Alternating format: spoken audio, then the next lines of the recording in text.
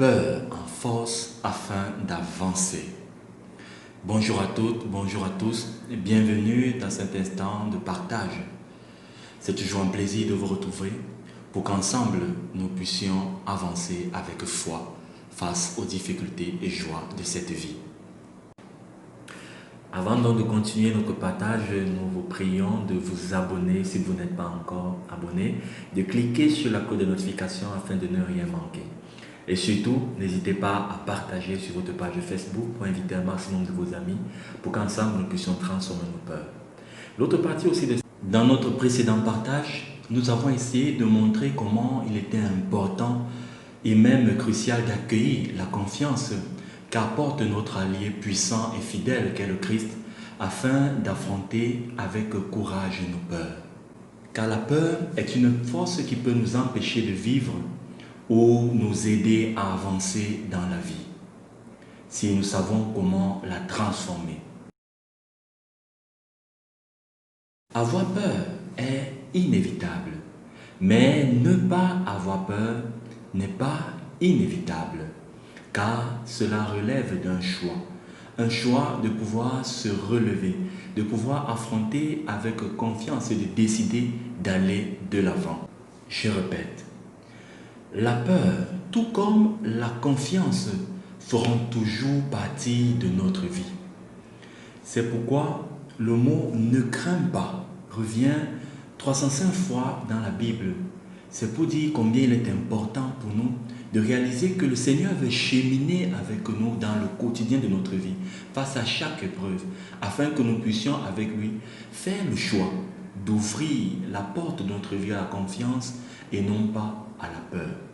Car, dit-on, un bateau ne coule pas parce qu'il est ballotté par les vents contraires, il coule parce que l'eau pénètre le bateau et le submerge. Ne nous laissons donc pas submerger par les flots de la peur, mais au contraire, avec courage, sachons prendre les décisions nécessaires pour nous débarrasser de tout ce qui nous empêche de surfer au-dessus des vagues. Parlant donc de barques et de navires, nous allons aujourd'hui nous aider de l'expérience qu'apportent les marins.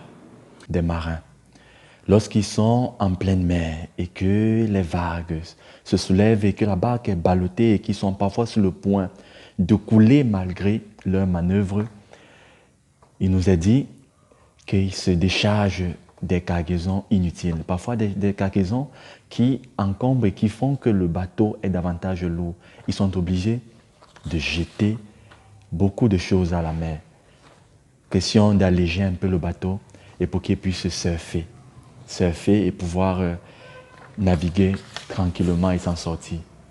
Peut-être aussi que les moments de trouble, les moments de ballottement que notre vie connaît en ce moment est une interpellation à pouvoir nous débarrasser, à pouvoir faire le tri de ce qui ne nous est pas utile et à nous en débarrasser pour pouvoir laisser que le Christ de sa lumière puisse nous illuminer et nous porter à une étape supérieure à laquelle nous nous trouvons actuellement.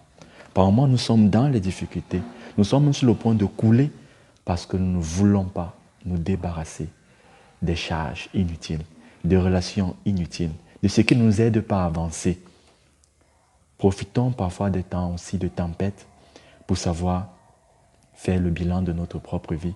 Regarder ce qui véritablement nous aide à progresser et à pouvoir réécouter cette parole du Seigneur qui nous dit, comme l'a dit à Pierre, avance. C'est à Pierre qui dit, duc in altum, c'est-à-dire avance au large, ose avancer. Et tu pourras alors marcher sur tes difficultés, marcher même sur les eaux troubles de ta vie. Je ne sais pas pour vous, mais pour moi, il m'est souvent difficile d'affronter mes peurs. Et parfois même aussi dans le quotidien de ma vie, d'avouer mes peurs. Parce que parfois je me sens incompris, je me sens seul, je me sens comme impuissant. C'est un état vraiment assez gênant. Mais j'ai aussi eu cette merveilleuse expérience que lorsque véritablement j'ai accueilli cette confiance du Christ, cette présence du Christ en moi, j'ai pu surmonter ces vagues, ces flots des vents contraires de ma vie et retrouver la sérénité. Et chacun de nous le sait. que souvent après une épreuve effrayante, après une épreuve qu'on a pu surmonter, on s'est dit, mais pourquoi en fait j'ai eu peur? C'était si simple et pourtant j'en ai fait toute une montagne. Une manière très simple de dire que la décision de ne pas avoir peur ne veut pas dire que nous avons chassé la peur de notre vie. Non. La peur, tout comme la confiance, sont deux sentiments qui existent simultanément dans notre vie. Très récemment, une médecin qui a été infectée du Covid-19 durant son service a raconté son expérience post-traumatique. Après plus d'un mois d'hospitalisation et tout ce que cela demande, non, elle a été mise sous intubation, elle était presque à deux doigts de mourir. Lorsqu'elle s'est rétablie, le responsable de l'hôpital lui a dit non, vu ce que tu as traversé, il est important que tu prennes des congés pour que tu puisses te remettre de tout cela. Mais sa réponse a vraiment surpris le responsable, d'où son témoignage. Elle lui a dit, c'est vrai que la peur de cet événement reste encore présente en moi et que je suis même encore sous le choc car à tout moment je pourrais encore être contaminé. Mais je ne peux pas abandonner tous ces malades ici présents à eux-mêmes. Ils ont besoin de moi.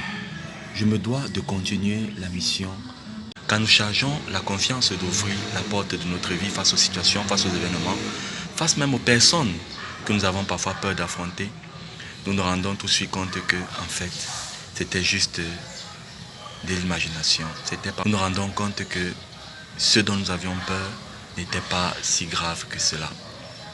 C'est donc l'occasion pour moi de vous souhaiter une très prochaine fois et espérons aussi que vous pourriez vous abonner et partager cette vidéo, le lien de cette page sur votre page Facebook afin d'inviter d'autres personnes à nous rejoindre dans cette aventure.